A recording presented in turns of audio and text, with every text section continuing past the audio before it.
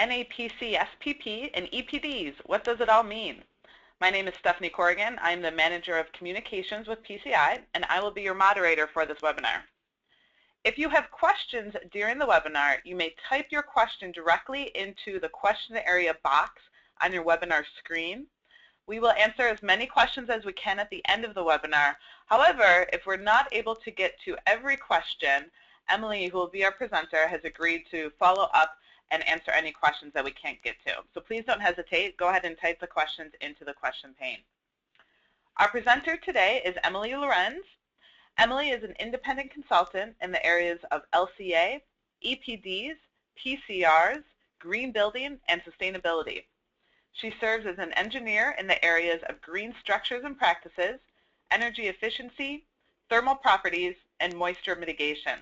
She also specializes in green building code and standard work and advocacy. I will stay on the line behind the scenes, but will now turn over the controls to Emily.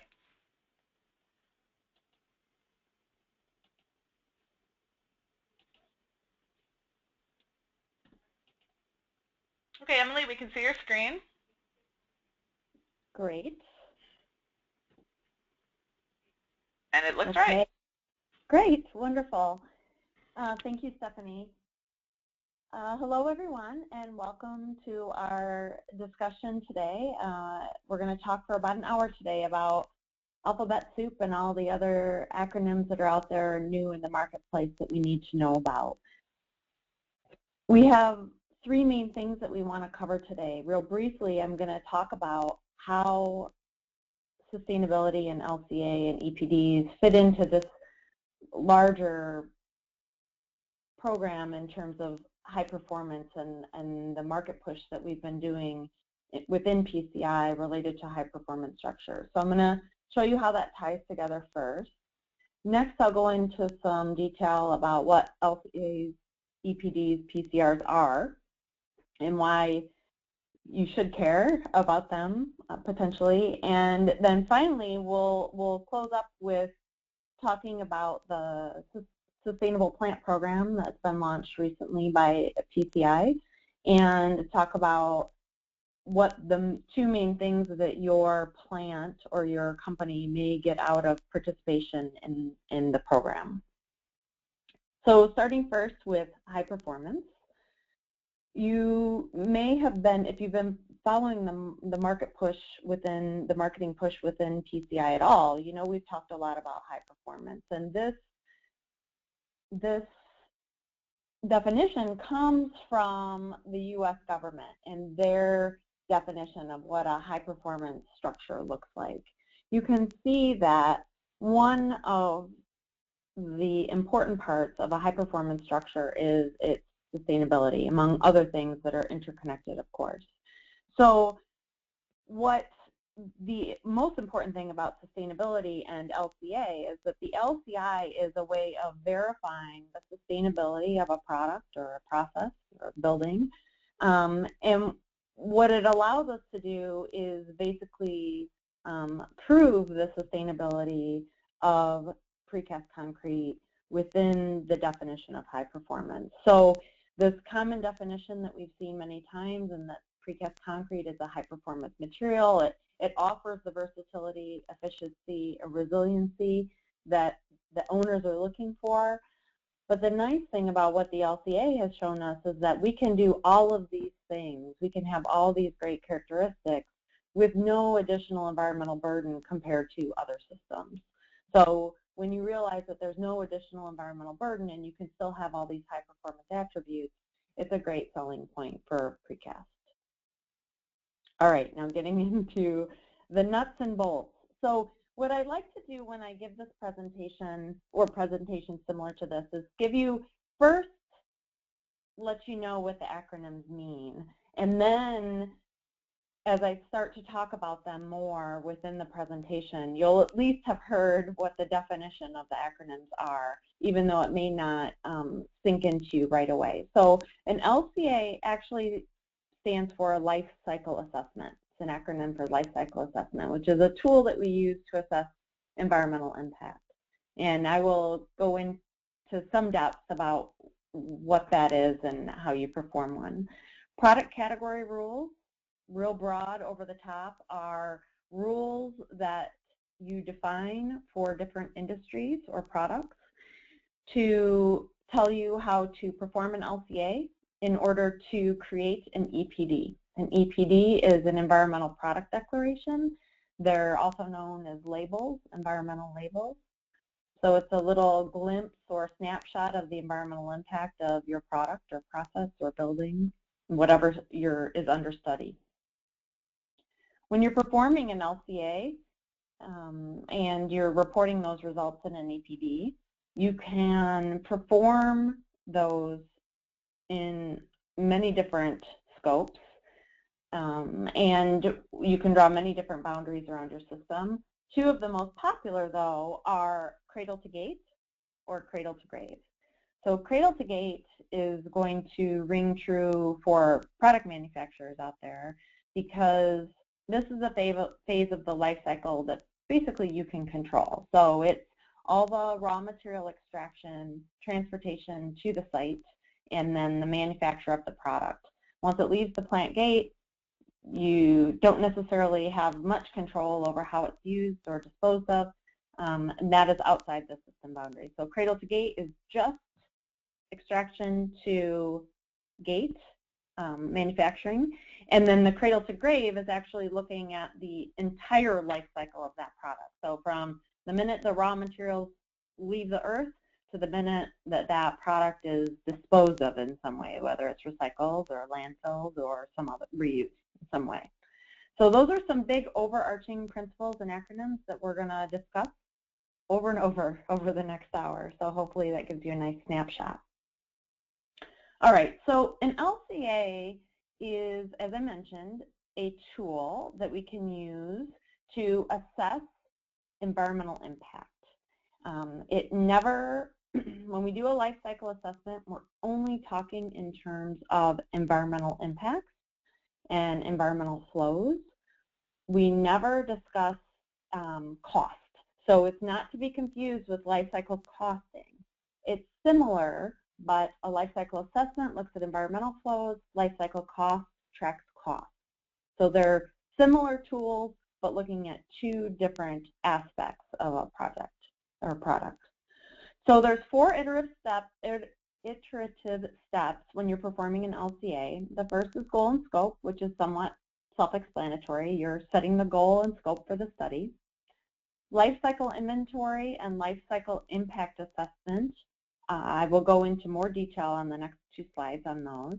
And then the final stage of life cycle assessment is when you interpret the results. And that's also typically where you identify environmental hotspots or where the goals of the study are summarized and assessed. When you perform a life cycle assessment, you do it according to an ISO standard. The ISO standard sets the rules. The ISO standard 14044 is the one that specifies the requirements and provides the guidance for performing an LCA. So as I mentioned, we have four steps in your life cycle assessment. You set the goal and scope. The second step is to perform a life cycle inventory.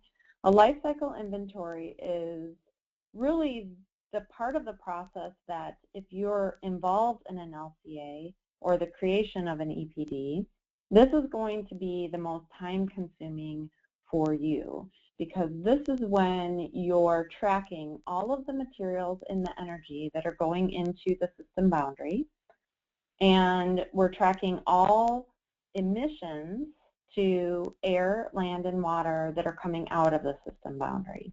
So if we're looking at a cradle to gate phase, so we're looking at your manufacturing phase, we would be looking at all materials and energy that come into your plant and all emissions that go out.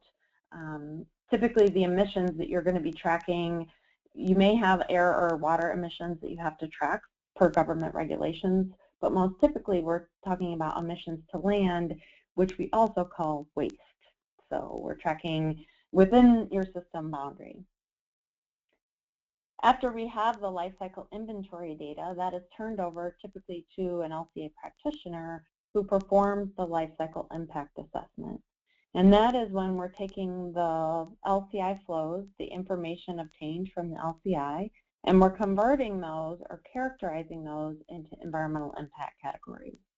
So some of the more common impact categories are those that are listed on the screen right now. So we've all heard of global warming potential, but the other top 4 that were reported in the LCA that was just recently completed by PCI are acidification potential, eutrophication potential, photochemical ozone creation potential, and ozone depletion potential.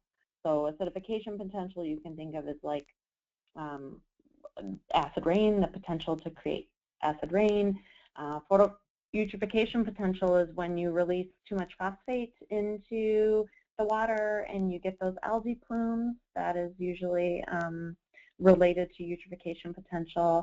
And then the ozone creation or the ozone depletion are more readily understood. So what we know is that LCA is a good tool. It's really arguably the best tool we have to assess environmental impact, but it's complicated and it's also expensive to perform an LCA. So in the end, when you've completed this LCA, you actually usually have an LCA report that is 75 to 100 pages or more that is evaluating the environmental impact of a product or whatever your system is that you're looking at. And so it's really difficult to interpret. You know, it's very difficult to hand over a 100-page LCA report and to an owner and say, this is why my product is good. So, although it's the best tool we have, practitioners are increasingly turning to environmental labels as kind of a simplified and standardized summary of LCA results that are more easy for owners to interpret. So as I mentioned, this environmental product declaration, these labels, they're actually considered type 3 environmental declarations, and they are created, one of the documents that is used to create these is the ISO 14025 standard to create these environmental labels. The great thing about the type 3 labels, there are type 1 and type 2 also, but the great thing about the type 3 environmental labels is that they're based on LCA. So in order to create the results that are reported in your EPD, you have to perform an LCA to back it up. And you have to create an LCA report that is verified that by an external party that then says, yes, these results in this label are representative of the background LCA. So it's robust and it's scientific and it is verified. So it is a good scientific basis for making claims, environmental claims related to products. When you create the environmental product declaration, as I mentioned, the LCA report, background report is reviewed, and you have major stakeholders included as well, peripherally through the use of the PCR, which I'll talk about in a second. So these are commonly referred to as nutrition labels. So the EPDs are basically a snapshot of your results in some of those environmental impact categories we discussed earlier. As I mentioned, the PCR, or the product category rules, are very important in the creation of the EPDs and the background LCA as well. So product category rules are created by a program operator. So in the instance of the PCR that was created recently by PCI and CPCI and NAPCSPP for precast concrete, our program operator was ASTM. So ASTM was the one that administered the creation of the product category rule. You commonly have separate product category rules for each product category, which makes sense, right? So there's a PCR for precast concrete, there's a PCR for ready-mix concrete, and then even going up your supply chain, there are PCRs being developed for, or have been developed for, Portland cement or hydraulic cements, slag cement. And other industries as well are working on product category rules. So one of the main things that these do are set the declared or the functional unit for the category. So that just says that when you have your label, everything is reported per a unit, so per a cubic yard or per a ton, so that when you're looking at different products that are using the same product category rule, that you know that you're looking at the same unit of measure. The product category rules have two primary functions. One is to set the rules for how to perform the LCA. So for a given product category, it's going to tell you it's going to help you define the goal and scope. So it's going to tell you what life cycle stages you have to include, whether you have to do, the minimum you always have to do is a cradle to gate for any product or process. But what other life cycle stages that you could include, and whether you need to perform a full cradle to grade. It gives you guidance, sets cutoff rules for how much of the materials and the energy that you have to account for when you're tracking all of these things. And then also when you perform your impact assessment, it tells you what method you have to use to categorize your inventory results into impact categories. And it also standardizes what impact categories have to be reported. It also sets the rules for your environmental product declarations or your labels. So it tells you what information you have to report about the program and the verifier, what the format is for the EPD label itself, which impact categories you have to list in your label, and which inventory items you have to list, such as total primary energy or the amount of waste reported.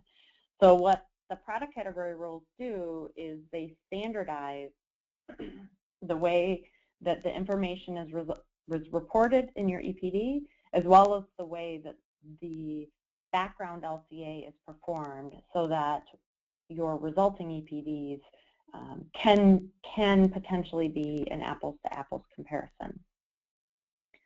So you can see from this graphic that the product category rules and the background LCA are both needed in order to create an EPD. So the product category rules for precast concrete have already been developed by PCI, and so that's what's going to allow us to create an industry average EPD, which I'll talk about more when we talk about the Sustainable Plant Program. What's great about Type 3 environmental product declarations, as I already mentioned, is that it's a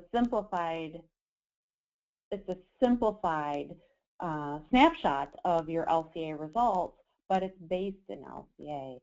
In addition, it's so technically robust the way it's developed. The product category rules, the rules to develop the EPDs have to be verified, third-party verified. All data and LCA information, background data, is verified. And then the EPD itself is typically third-party verified. It doesn't have to be. There are some out there that are independent or internally verified within the company, but the most credible ones are third-party verified as well. When you're looking at an EPD, maybe it's a competitor, or maybe you're just curious about, maybe even as a consumer, you're looking at EPDs for different products. There are two things that you really want to look out for. You want to look out for the unit, the declared unit. So, you would think that if you're trying to order ready-mix concrete, that it would be declared in a cubic yard, but make sure that it is. Make sure that the impact results are being reported in a cubic yard and not a ton. So you might have to do some conversions when you're actually trying to figure that out. Also be conscious of what life cycle stages are being reported. Is it a full cradle to grade, or is it just the upstream, the cradle to gate? Or do they include some other random life cycle stages as well in there? So make sure that you're looking at those. One thing I want to emphasize, because this is a very large misconception within within the construction industry in general and among architects and owners as well, is that these cradle-to-gate EPDs really cannot be compared. So you cannot compare a metric ton of steel on a cradle-to-gate basis to a metric ton of precast and come to any real conclusion about what is environmentally preferable. People may, or should I say even will, try to do this. So it's important for manufacturers to to understand this very well, that you're not supposed to be comparing these EPDs. There are very, very strict requirements about when you can compare an EPD or not. So be aware of that. Now, real quickly, I want to show you what a PCR looks like. So what these rules look like to create, to perform the background LCA and to create the EPD. So this actually is the precast concrete EPD, or excuse me, PCR, that was developed with ASTM International. You'll notice that I put up on the screen there the URL for where these exist. So all EPDs or PCRs that have been developed through ASTM's programs are available on their website. That's part of the job of the program operators to make these available to the public. So I think you do have to register to download them. If you're already an ASTM member, it's the same registration, so it's easy. They don't do anything. You don't have to pay for them. I think they just want to track who's downloading them. But the precast concrete one is available there. We will be sending these slides out after the presentation. So, you know, if you don't get it right, you can always Google ASTM and PCRs. That's how I found this URL, and it came up. So to give you an idea, though, there are many PCRs available now, many more coming online all the time. Some of the things they do, and this shows you an example, is how they establish the product category. So what it does is it gives you this UN CPC number. That's one way. For non-engineered products, those that maybe follow or produced according to an ASTM standard, typically the ASTM standard will also be listed. And then there's usually an informational explanation on the front page that kind of gives you an idea of what's included. Within the scope section of the document, it's tied down much more tightly, so you know exactly what's to be used, but this is how they distinguish the product category. This is also from the Precast PCR, and this shows you what life cycle stages are included. So as I mentioned, the minimum we have to do is a cradle to gate, also known as a product stage EPD or analysis. So that's the scope. And then they give even more explanation of what's included in each of the life cycle stages that make up this product stage, each of the modules.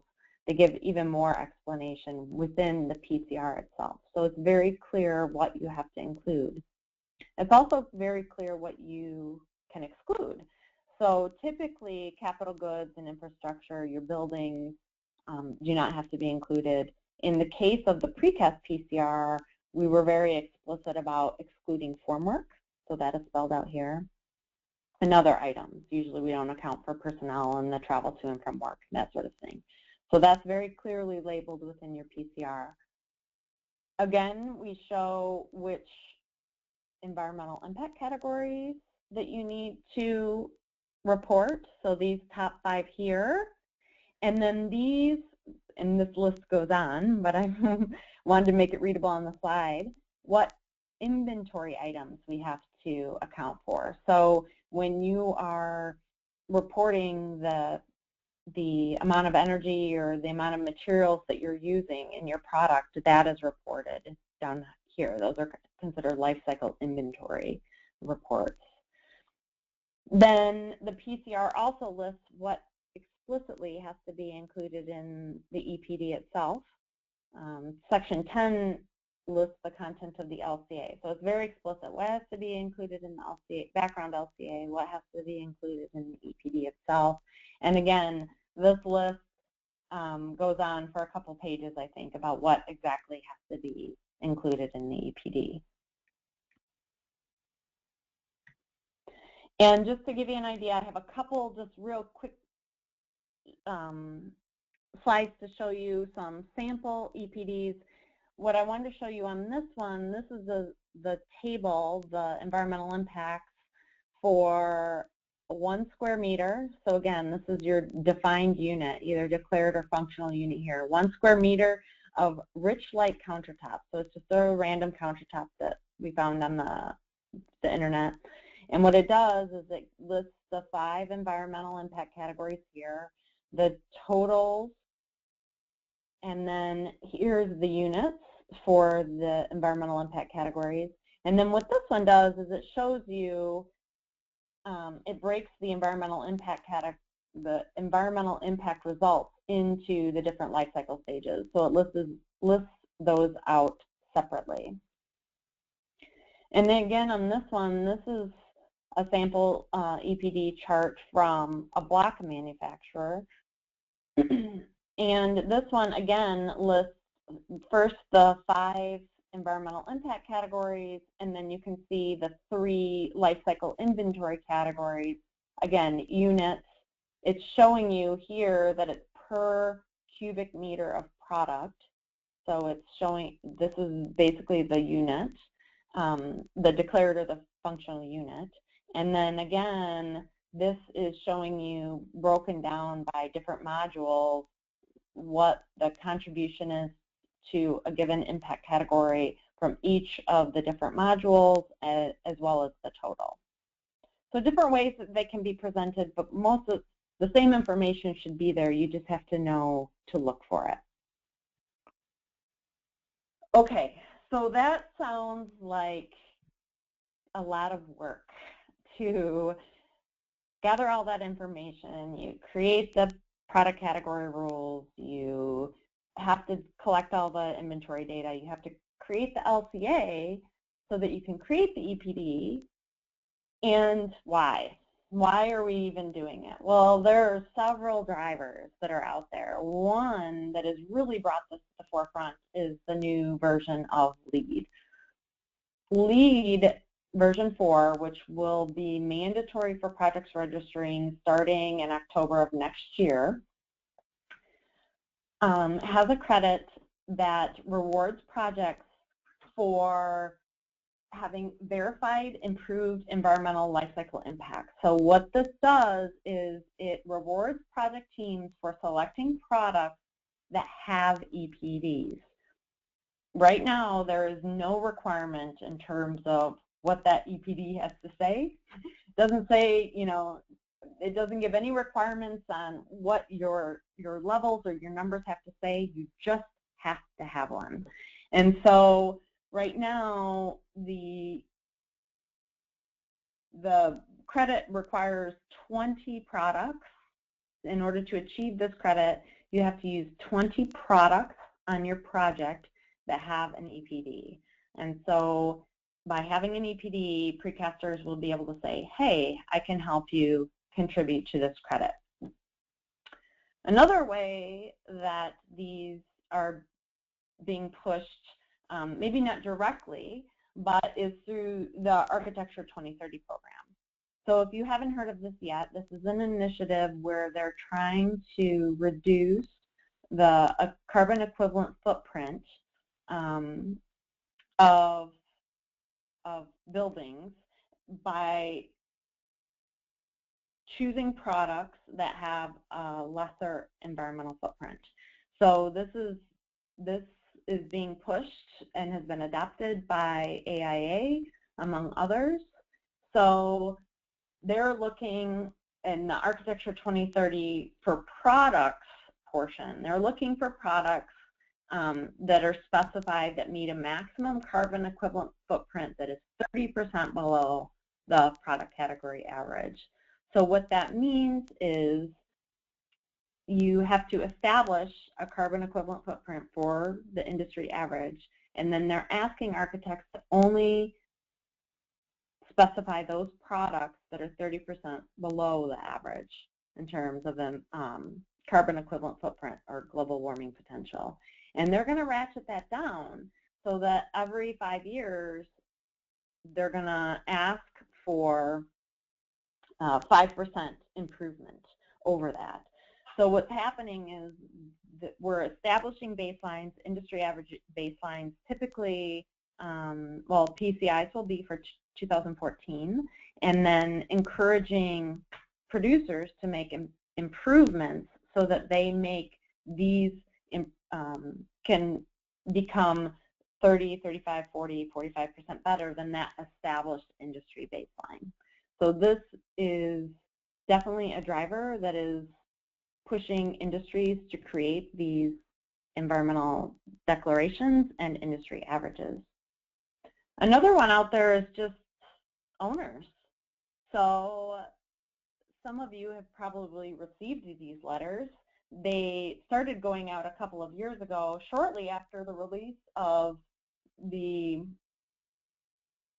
LEAP version 4, so they knew that these tools were available, the EPDs. Also tied to a lot of these companies are participants in the Architecture 2030 Challenge. So they were actually given a form letter by Architecture 2030 where they could send it out and request from all their product suppliers to provide an EPD or a health product declaration for all the products. And some of them have even gone as far as to threaten that they will not specify products after a certain date if they do not have one of these EPDs in their libraries. And these are big firms. Granted, there are big firms that are pushing the envelope in terms of environmental design, but they also have a lot of weight in the marketplace. So if you received one of these letters a couple of years ago and maybe it wasn't on your radar at all, you might want to see if you can check and see if the requirements are still there, or if you indeed need to provide an EPD in order to be specified in the future. Other drivers are legislative ones. The GSA is looking to possibly use environmental, GSA is a huge buyer, right? So they're looking to enforce environmental preferable purchasing, the executive order that was issued a number of years ago. They're looking for ways to enforce this because they're mandated to do so. And one of the ways they're looking to do it is through the use of EPDs. So there's legislative that are coming through, codes and standards. Both the 2015 IGCC and the 2014 ASHRAE 189.1 standard, which is an alternate compliance path to the IGCC, both of them have allow EPDs as a way to meet the requirements of the performance path within these codes.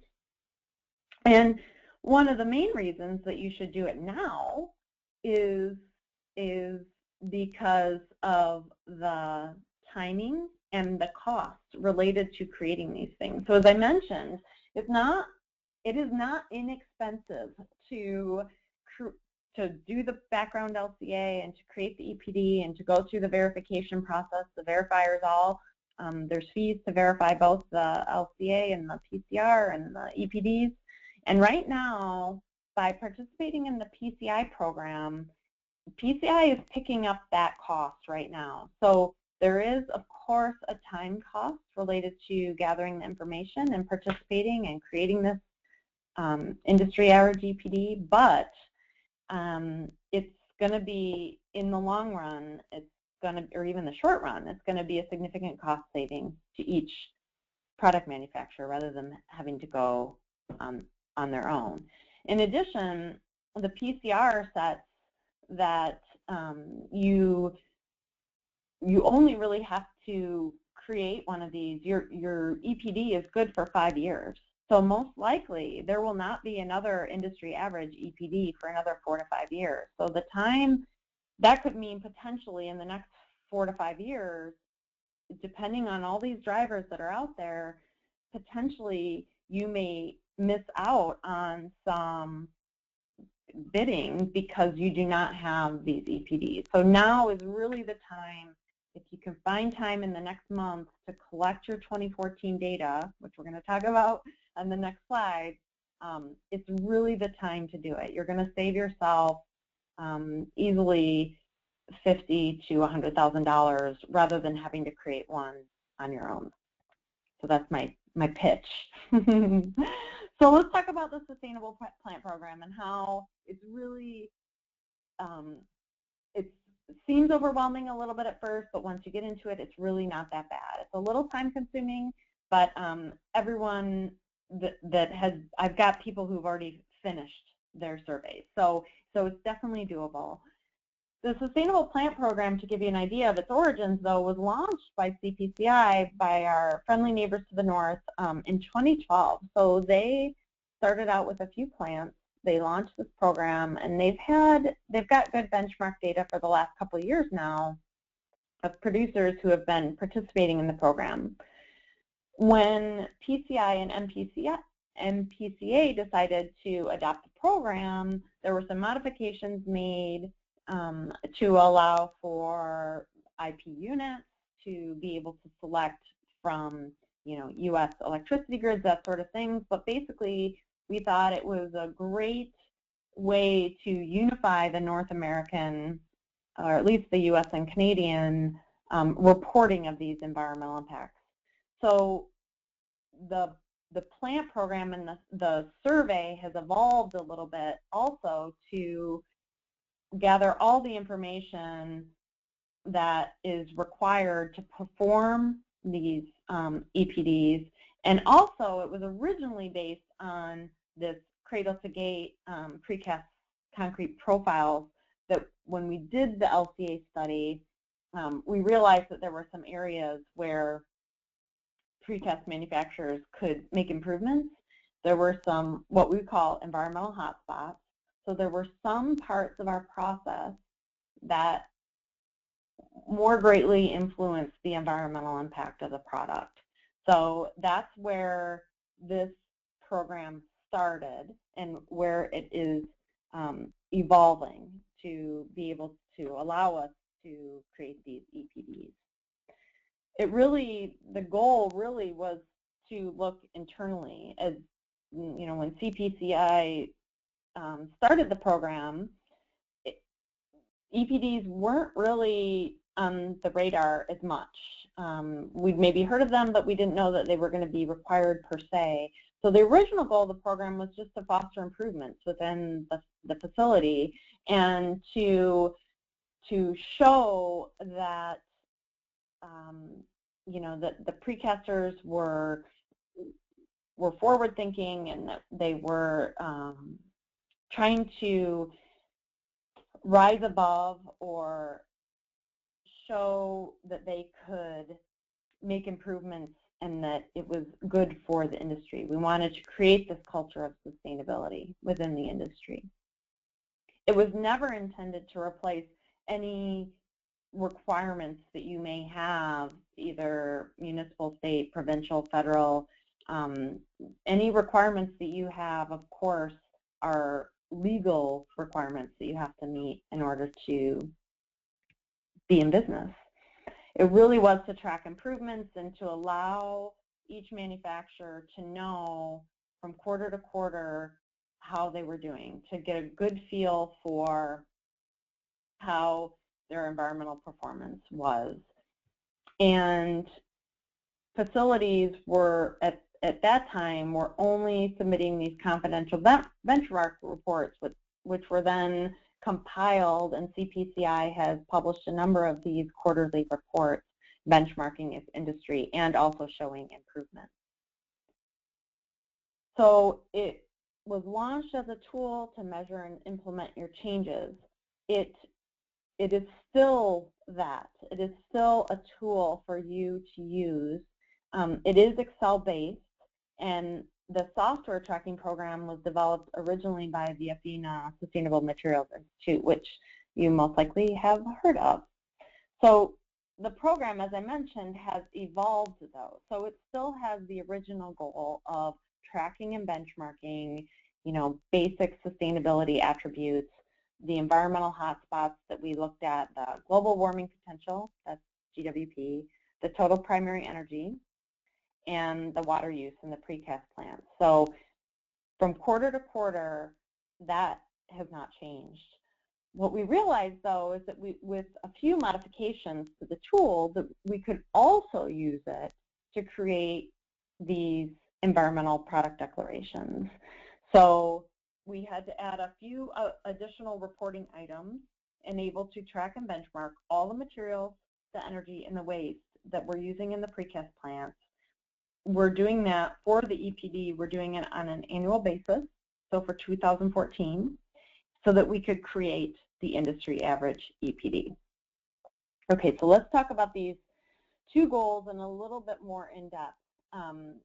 To give you an idea of what the system boundary is, though, this is, remember when we talked about setting the goal and scope for your LCA? This is basically what it is. So our sustainable plant program is looking just at your manufacturing. So the scope of the study is looking at your raw materials, energy, and water that are coming into the plant, the transportation to the site, and the manufacturing on the site.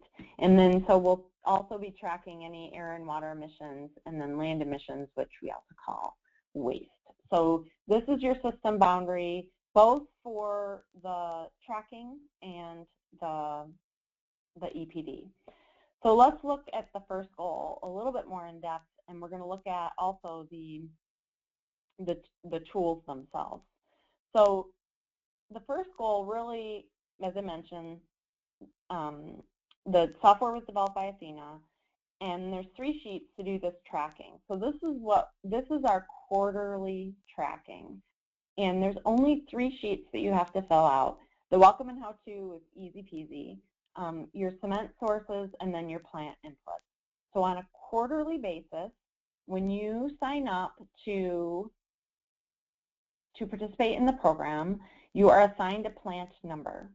So you're assigned a plant number here. You will select your reporting period. This is actually for the EPD, so it's an annual basis, but you'll select your quarter that you're looking at, and then you'll be able to select the year as well. The display units are locked for PCI members to only use U.S. Imperial units because that's what we're used to, and the Canadian one, it's metric. So on the second sheet of the tracking worksheet, you're going to enter all of your Portland cement sources. So what you need to do is select your source and put the amount that you get each quarter of each different type of cement source. You also have places to input if you're able to use Portland limestone cement at all, or any blended cement. And so these amounts of cement, as well as further on the sheet, you have to enter the distance from your cement source to your plant. That's how we calculate the transportation impacts. All you have to do is add up the amount of cement from each source that you use each quarter.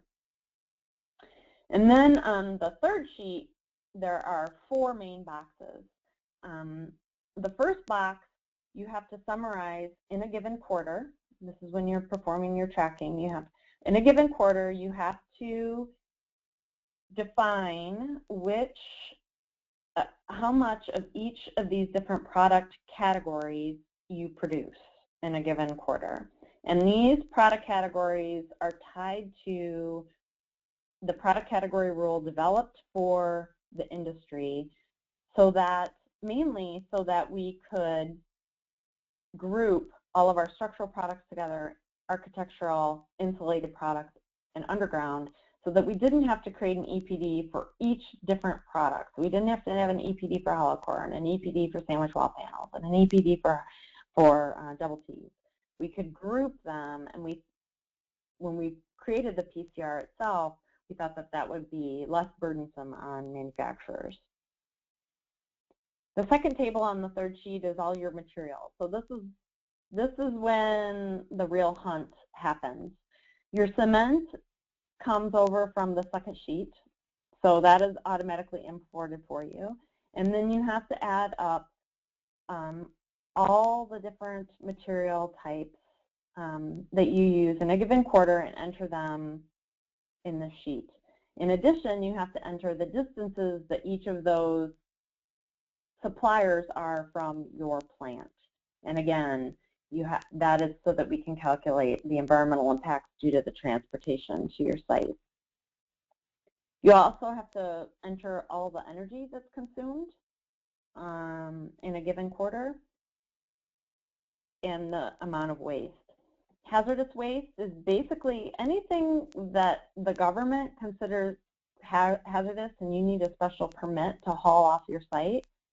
That's what the PCR also considers hazardous. If you don't have a special permit to haul it, it's considered non-hazardous waste. That's the real designation there. So we need to know whether you're going to landfill, whether those materials are going to recycling, or whether they're going to incineration. And then there is an additional sheet in the tracking tool that is just for your information only. You're welcome to use it if you want. It's somewhat of a very loosely based environmental management system. It kind of helps you.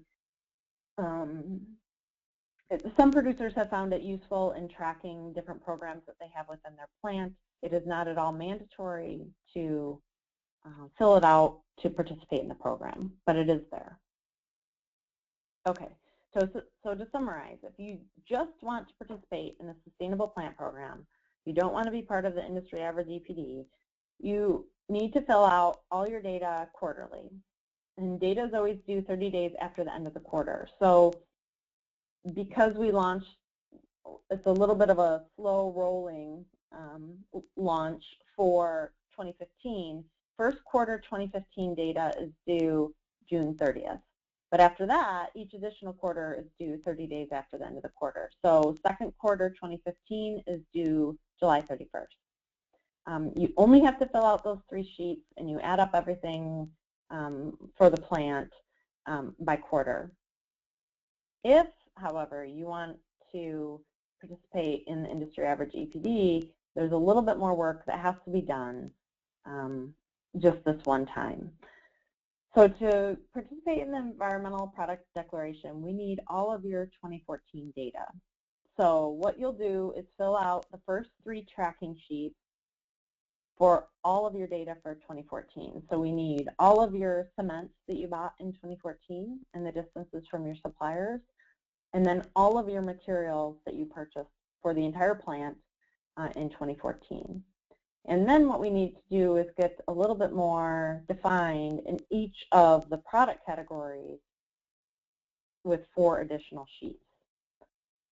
So this explains, and again, you'll have these sheets, and these definitions are also included on the sheet when you fill out the data to explain what goes into each category. But basically anything structural, for the most part, anything structural goes into this category A. So it's most things that you can think of. They're pretty much always going to be conventionally reinforced, and they're likely pre-stressed, although they don't always have to be. B is your architectural precast, so anything with a special finish, and the primary purpose is to have some sort of desired architectural appearance. That will go into your bucket B, your category B. C is anything with insulation. So in the PCR, we call it insulated architectural precast, but really, even if it doesn't have an architectural finish, if you've got a lot of insulation in that product, it should be put into this category C, because the insulation itself, the reason this is broken out is because the insulation itself carries a pretty hefty environmental impact, and so we didn't want that skewing the results of all of the structural and architectural, so we put it into a separate category. And then finally, the final bucket is kind of your underground precast, the things that are typically conventionally reinforced, usually not pre-stressed, and they're kind of your, most likely your bread and butter products. Those go into category D. So what you have to do on these 4 additional sheets is provide more detailed information on the amount of materials that go into each of those 4 product categories. Again, you're going to aggregate all that data on an annual basis, so you're going to enter it once for 2014, and we're going to do this basically every 5 years. So it can be somewhat time-consuming, but it's one time, and then you don't have to do it for 5 years. So what we really need when we're creating the EPDs is we need to know for each of the 4 product categories. You'll notice this is the sheet for structural precast. We basically need to know the materials that are going just into your structural precast. So it's very important that we know the amount of cement, the cementitious materials, and the aggregate, and the distances. We need to know how far you're transporting things. Those you need to be very accurate on. Some of the other items, such as the amount of embeds that go into structural versus architectural, we can be a little bit more flexible in terms of providing estimations, as long as we're very clear about what is estimated versus what is calculated. Again, you'll have a separate table for each product. Here's for architectural, here's for the insulated, and here's for the underground. And so in each of those, you will fill out the material quantities, just the material quantities for those 4 types of products, and then the amount of energy and the waste is calculated for you. So you don't have to do that. It's just the materials. Okay, so we covered a lot of stuff fairly quickly. What we want to emphasize basically is that when you're touting all the benefits of your high-performance structures, you can say with some really good scientific backup and an LCA report and EPD that you can have all of these high-performance attributes of your precast with no additional environmental burden. That's a really good selling point for precast. When you're performing the LCA, we need to make sure that we're looking at all these environmental impacts. We need to make sure we're considering a full life cycle. We need to make sure that when you're performing the LCA for one product versus another, that your boundary's the same, your environmental impacts you're considering the same, the life cycle stages you're considering are the same. And then finally, with the Sustainable Plant Program, we're looking to do 2 things. We want to assist precasters so that you guys can track your own environmental performance from quarter to quarter. And then we also want to create this industry average EPD, both so that you can bid jobs that may require them, and also so that you can benchmark against others in the industry. You will have the data that you submit. You will know where your plant stands, and you will see the average, and you'll be able to know where you stand related to others in the industry. So with that, I am happy to answer some questions, Stephanie. I'm assuming there's some out there. Yes, thank you. There are a few questions. And before we get to those, I did want to reiterate, as Emily mentioned, slides of this presentation will be emailed to all attendees. In addition, we'll have a recording of this webinar available in the members only section of our website early next week. A few questions, Emily. Number one, when will the PCI EPD be complete? We're anticipating all the data for the EPD needs to be to the LCA practitioner by the end of June. And so they're anticipating that we will have an EPD by the end of this year. So it will take approximately 6 months to perform the LCA, to create the EPD, and then to go through the verification process. That's really, the LCA is time consuming, but it's really the verification process where you have to give external reviewers some time to review it, and then you have to respond to any comments that they have, and that's usually the little bit of the unknown. but we're shooting for the end of 2015. Great. All right. How does the Green Globes program compare to LEED for actual energy savings evaluation? Oh, that I do not know. Yeah, I do not know. I have not done a study of that. I do know that, speaking of Green Globes, I do know that they're under revision right now, and that they also are looking to adopt EPDs as a performance path requirement. So they are also adopting them in. But in terms of energy performance, I have not done a study of different buildings under the two programs to know. Okay. We had a couple of questions about distance. So the first one, when evaluating distances, will there be a road versus water versus rail conversion or consideration similar to LEED? Yes, yes. So we actually, and I didn't show that part of the, but I can pull it up real quick. Hold on. I'll pull up the spreadsheet itself, so you have to enter the data. So what we do is we ask you to input data based on the transportation type. So truck, rail, ocean, and barge. And there have been questions, because of course the environmental impact, depending on the transportation mode, is different. And so we have a way to distinguish that. And you also have to go all the way back to your material source. So if you have something that, especially for architectural, I know sometimes materials come from far away. You need to figure out as best you can, is it trucked somewhere to then get on an ocean-going vessel to then a rail car. All those distances have to be entered. Okay. So if they do not know where the actual source comes from, they get it from a terminal. Can they provide the distance from the terminal or site, or do they have to find the actual source? Yeah, it depends on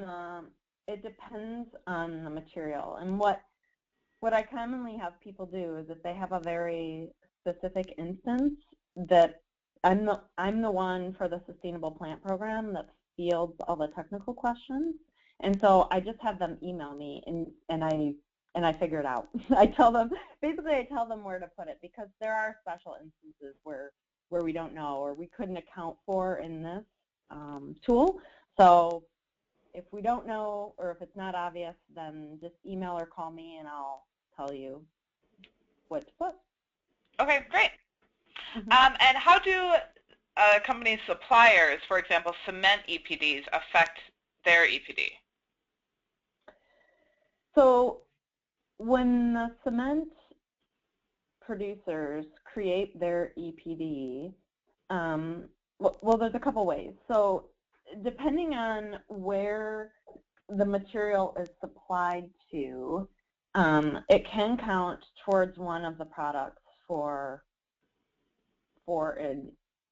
meeting the LEED requirements. So, for example, if you had an EPD for cement and an EPD for precast on a job, in theory, those both could be potentially considered. It depended on where the cement was mixed and that sort of thing.